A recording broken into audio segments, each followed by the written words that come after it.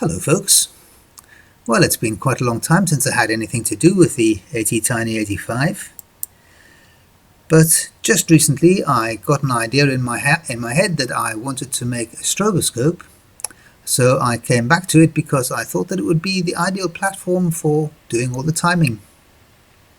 And I did. I designed a stroboscope and I made one, and it works, and it's not the ultimate stroboscope. I'm thinking about improving it. But I've come back to tell you about it and to give you the code so that if you would like to make one, well, you can make one too. So let me first of all show you the stroboscope and what it does. There it is. On the front it's got two LEDs, they're 12 volt LEDs, and there's some reflective foil in there.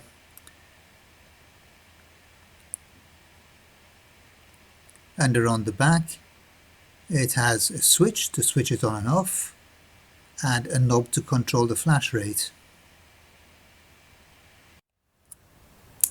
Now I'm going to show you what the strobe does, but before I get around to that, I'd just like to discuss a little bit the stroboscopic effect. So have a look at this first. We're all familiar with the stagecoach wheels that appear to stand still or even rotate backwards in the old Western movies, and we see the same thing here. What happens is the camera takes an image and the wheel rotates until the next spoke is in the same position where that image was taken, and the camera takes another image, and the brain gets the idea that the wheel hasn't moved in the interim. Okay, what we see here is a representation of a disc, and it has a tab on it, a marker there. The disc is rotating, so it goes around, and every time it gets to the 12 o'clock position, it's under a strobe, and the strobe flashes, so you see it at that moment. Then it goes dark and it rotates again until it gets back to the 12 o'clock position, and you see it again at that moment. Now when the eye sees something always in the same position, it makes the assumption that that object is standing still, and you get this effect, so that the disc always appears to be in the same position, and your brain naturally thinks that it's standing still. Here's my electric drill clamped in the vise in my workshop with a sanding disc in it, and if we just switch it on,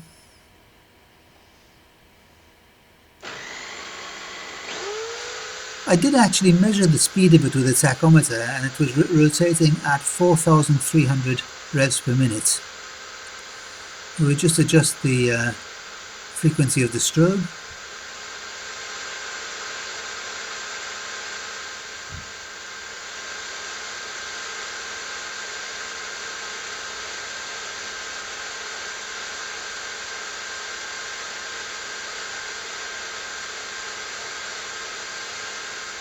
And there it appears pretty stationary.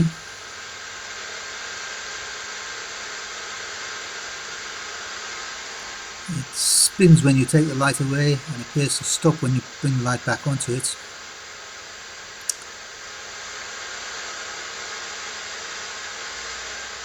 And just to prove that it really is a sanding disc,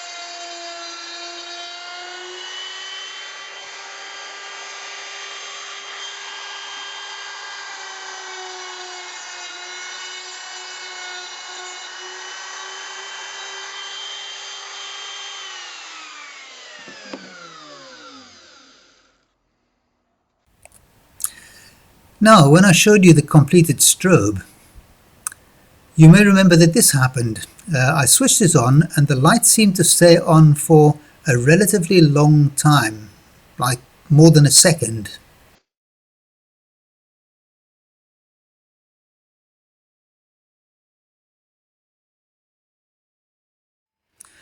We have here a picture of the LED timing. Now, the baseline is light off, and where it goes high, the light goes on. So it comes on for a time of t, and it goes off for a time of 255 times t, and at 30 flashes per second, that represents an on time of 130 microseconds and an off time of 33 milliseconds. The ratio is on for 1 and off for 255. So if it comes on for such a short amount of time, how do we come to see it on for such a long time? So here again we see the strobe lighting. These spikes are the light coming on, and below that we see the camera.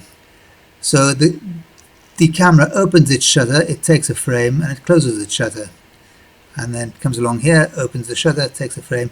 So in this first instance it doesn't see the light because the shutter is closed when the light comes on. In the second instance it does. So it sees a moment of darkness, and then over here it sees a bright light during that period. Here it sees darkness again, here darkness again. Now, if you get the coincidence where the light is flashing 30 times per second and the camera is also taking 30 frames per second, you can get the coincidence where there is a light on every time the camera shutter opens, so that when you're looking at the film it will seem like a continuous light. Of course, after time, the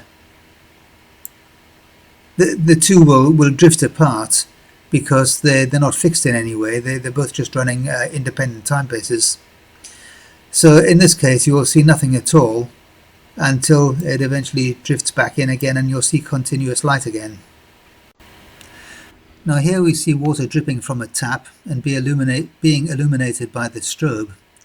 And I've put my finger there for two reasons. Firstly, to show where the drop is, because to the naked eye I could see it very clearly and it looked very stationary. It was quite an effective demonstration.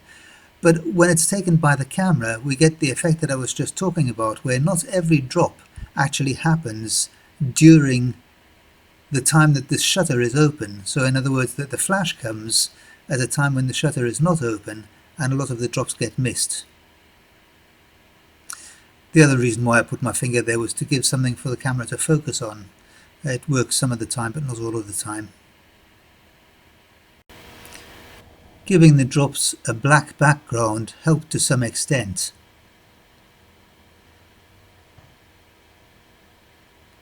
But here again I still had difficulty with the focus, and even the proffered finger didn't really seem to help a great deal.